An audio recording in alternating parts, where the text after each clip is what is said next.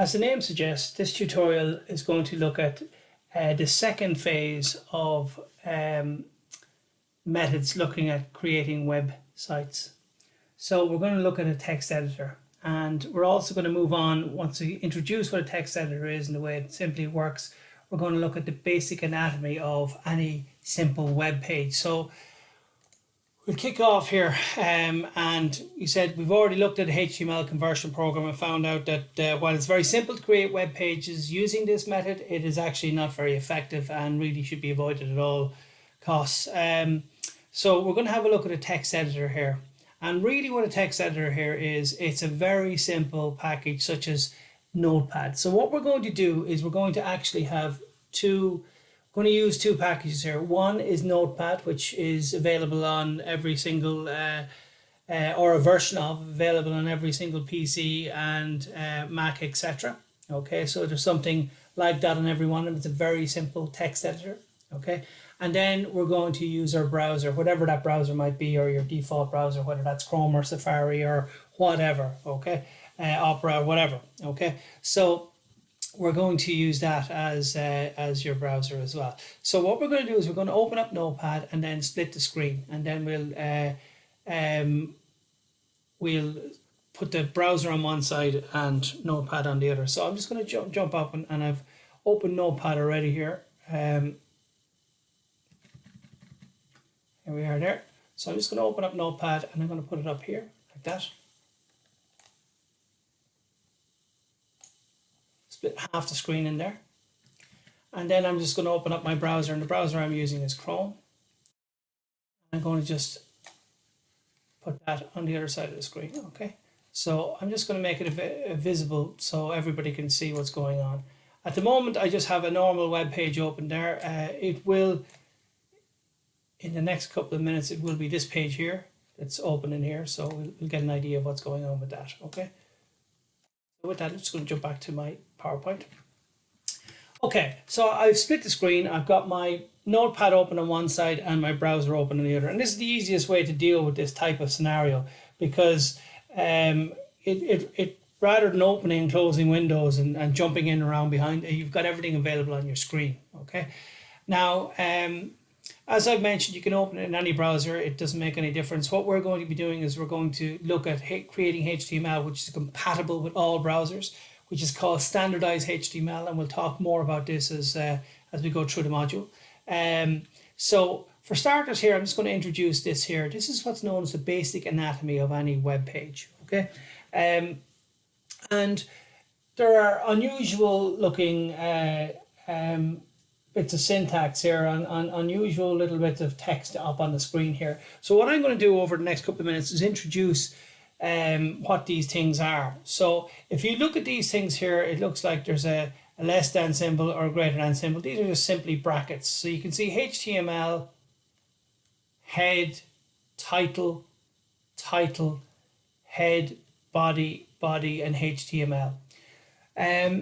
For any of you that's very observant, you'll notice that there are some of these are repeated. In fact, all of them are repeated here. There's HTML here and HTML here. There's head here and head here. There's body here and body here, and there's title here and title here. And you'll also notice that the second tag, these are all called tags, the second tag in each case, so HTML and then the corresponding HTML would have a / at the beginning of it. That simply means that this is the closing HTML. This is opening it, this is closing it. This is opening the head, this is closing the head. This is opening the title, this is closing the title. And this is opening the body, and this is closing the body. So you'll notice that for the moment, I'm going to just mention the tags appear in pairs. So these are tags. And what the tag does is it tells the browser to do something. Okay, so there are commands given to the browser. Okay, and you can also see that, as I said, they appear in pairs. And I'll talk about what each of them does in a second, and I'll also show you its position within the document, because that's important as well. Okay, so the first thing I want to do is just to remind everyone, tags appear in pairs. Now I'm putting a little asterisk at the end of that because not all of them do, but The vast majority of them do. There's about 8 or 10 that don't, and we'll introduce those throughout the course as well. And you'll see them over the next few tutorials. I'll start introducing them slowly. Okay, so in this case here, I'm going to start saying what each tag is. So I'm just going to highlight the HTML tag first of all. This is a very simple tag that tells a browser that this is a web page. So it's actually, you know, it actually lets the browser know to deal with this like a web page. Now you might say to yourself, well, what else would browsers be dealing with? Well, lots is the answer to that. They can deal with anything from an image to a video to a Word document to a PDF to everything you can pretty much use on a computer. There's lots of things you can drop into a web page, okay, or into a browser, and it will deal with them differently. So this is what it's doing here. It's announcing to the browser that this is actually a web page. So it's letting you know it's HTML, and to deal with everything accordingly after that, okay? So that's all this one does. Next one is the head tag. And the head tag, whatever appears inside the head doesn't actually appear in the main body of the web page. Now the main body of the web page is in here. If you just look at my cursor moving around the screen, in there, okay?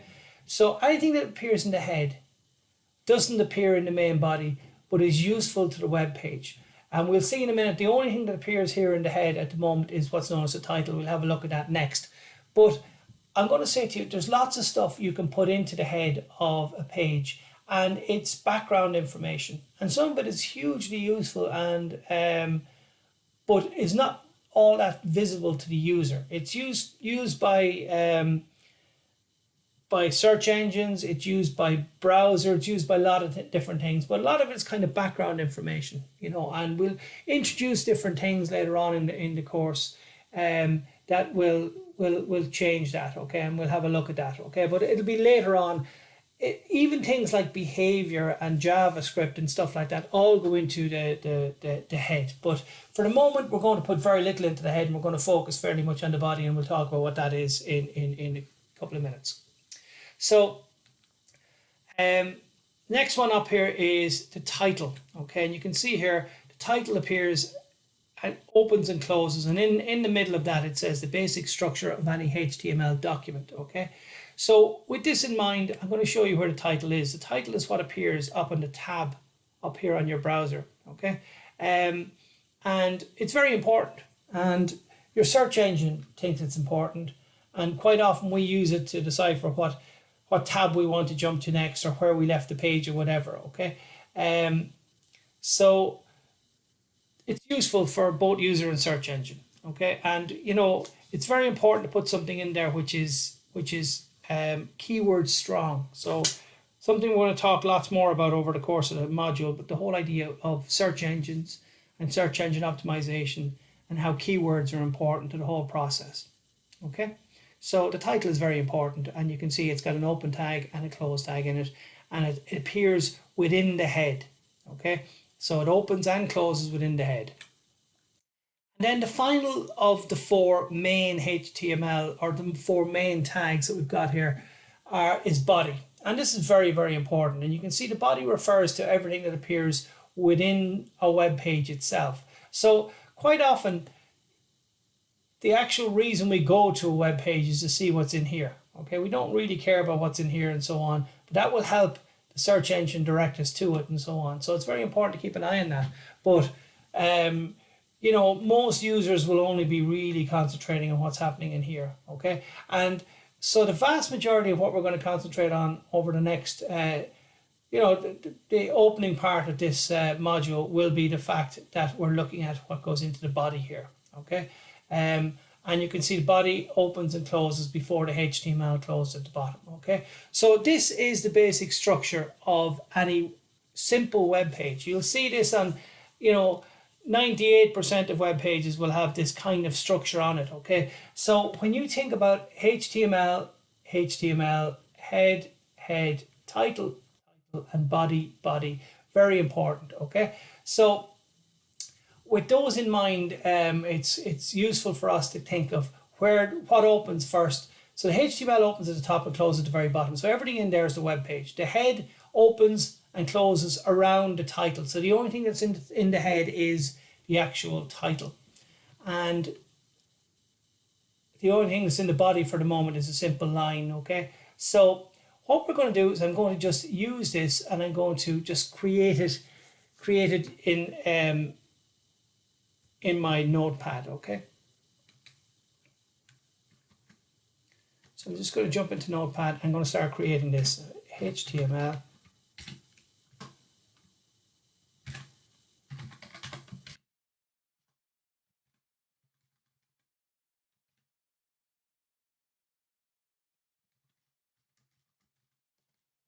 I'll just put up here web development module. Now, very important, when I'm closing my head or closing my title, I put in the /. That's the first time I put in the / there, okay? Then I close my head, put in my / here.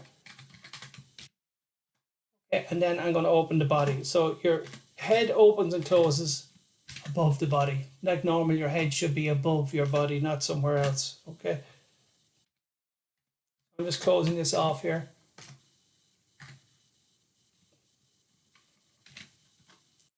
And I'm going to just close it off with the HTML. Whatever I type in here now will appear in my web page. So I'm just going to type in welcome to my web development course. I'm going to go File. Now this is very important. Save as. Okay, so I'm going to save this. I'm going to save it into my web development tutorials in here into a new folder. I'm going to call it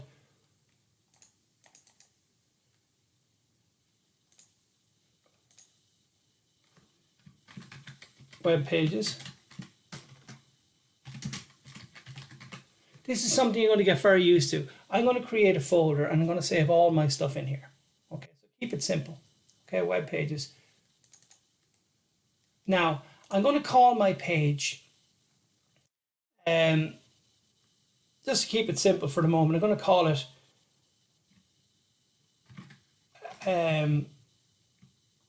module test. Okay. Now, the very most important thing is .htm. Okay. Save it as .htm. It's very, very important.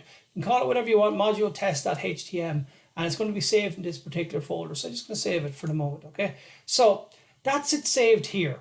Now, what I'm going to do next is very important. I'm going to go to my folder here, which is tutorial, web tutorial, and then I should have